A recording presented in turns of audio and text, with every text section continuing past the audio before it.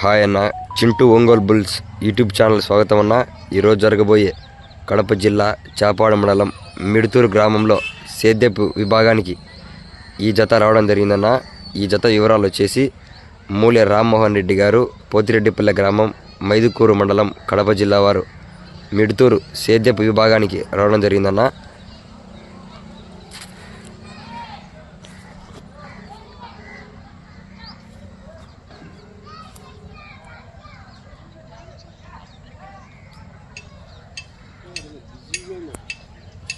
ఎవరు